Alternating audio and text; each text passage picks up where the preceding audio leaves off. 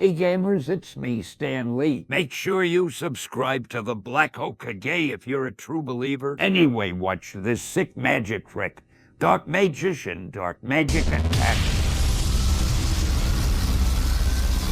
Just because you hate Forspoken doesn't mean everybody else does. One man's trash is another man's treasure. So welcome back to a series that I call Good Reviews for Bad Games. And today we're taking a look at Forspoken, one of 2023's biggest punching bags. So let's see what the people who love Forspoken have to say. So our first review comes from Lumba Yak. He goes on to say, one of the best games of the year and nothing else plays like it. Ignore the people who don't even play the game. Play the game on the hardest difficulty and it feels like a long lost cousin of Devil May Cry with an interesting story and surprisingly deep lore. What I gotta say to this is you're entitled to your opinion, but just no, bro.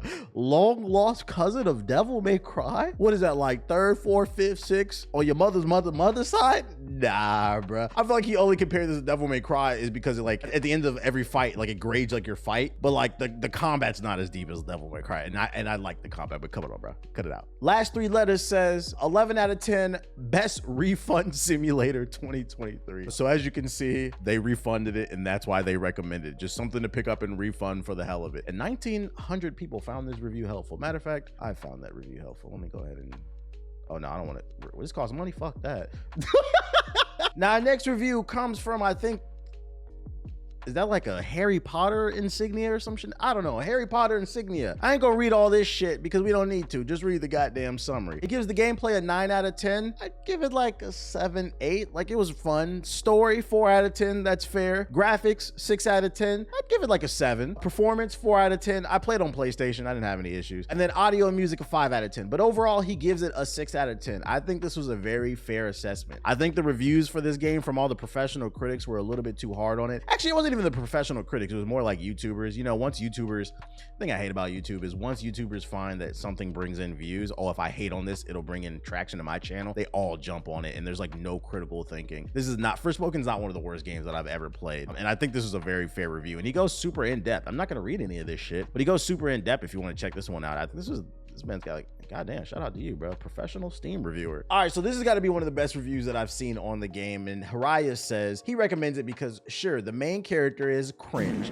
but to be honest, the combat and the movement is worth it. And remember, as long as you find enjoyment in a game, go for it. Play and have fun. That is what gaming is all about. No matter what anyone tells you. I'm sick and tired of people telling me otherwise. And to that, I say kudos. I completely agree. The most important thing for me when it comes to a game is the gameplay, and the movement and the combat in this game was fun. It's just everything else was very undercooked, whether it was the writing, the animations and the cutscenes, the actual like voice acting wasn't very good, and that's why a lot of people were saying it's cringe. But that doesn't make it a bad game, because at the end of the day, I play the game for the gameplay. So like, I wasn't one of those people that was completely shitting on Forspoken. I thought it had some issues, but to say that it was a bad game because, I don't know, you didn't like the voice acting, now if you didn't like the gameplay, that's completely different. And then you scroll down here and this is the most Gen Z comment section. What the fuck does that mean? He says Forwoken. Can we stop doing that too? There's a narrative that was being pushed by a certain sector of the internet that was saying Forspoken is a woke game, which woke has become a meme in itself because anything people disagree with, they'll just call it woke. But there was nothing woke about this game. This game wasn't preaching. It wasn't like super pro black, like, oh, down with the white man. The main character was just black. And the crazy part is she doesn't even bring up she's black in the game. And if you played it, you know that. That's how I know people are full of shit. Was the writing bad? Yeah. Was the voice acting bad? Yeah. But there was nothing preachy in this game. I really wish that side of the internet would stop with this woke shit, because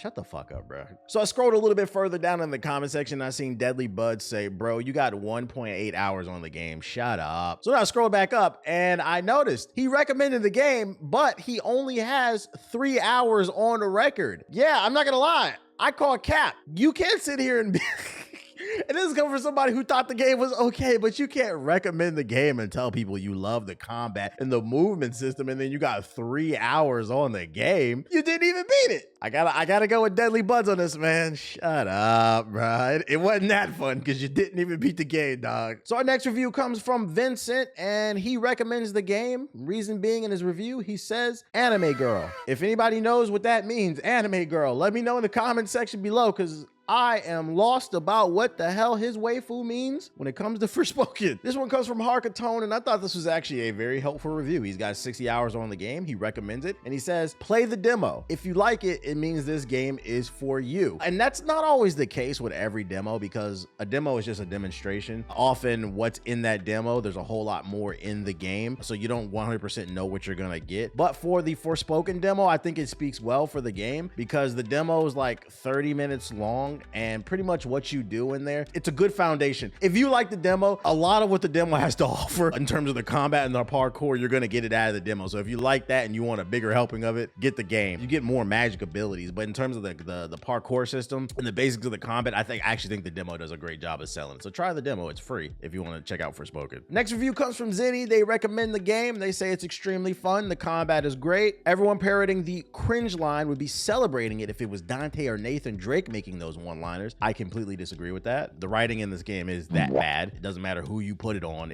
Bad writing is bad writing. So like, let's not grasp at straws here. The game isn't perfect, but none are. Try the demo if you're on the fence and see if you like it before listening to the Reddit crowd. So once again, another person recommends checking out the demo, and I agree. I think the demo is a great representation of the actual full game. Recommends the game, and he says ignore all the sub 1 hour hot take reviews or shitty take reviews. I don't know what that's supposed to be. My only problem with this is, and I agree, you shouldn't take any review seriously from somebody who has 1 hour of playtime on the game. Only problem is you only have 7 hours of playtime on the game. You didn't beat it either. You barely probably got to like the hub world. So for you to be like, don't listen to them, why should we listen to you? Captain Planet head ass.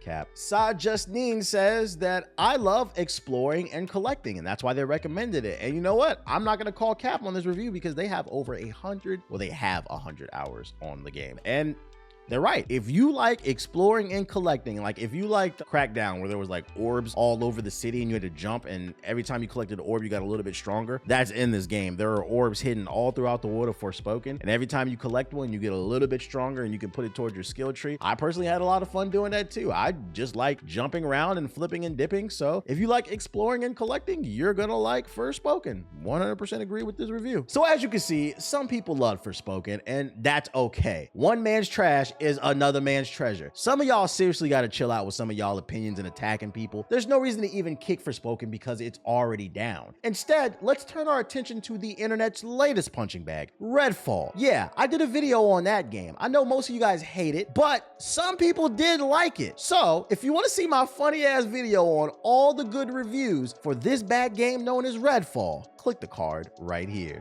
because I need watch time. Now!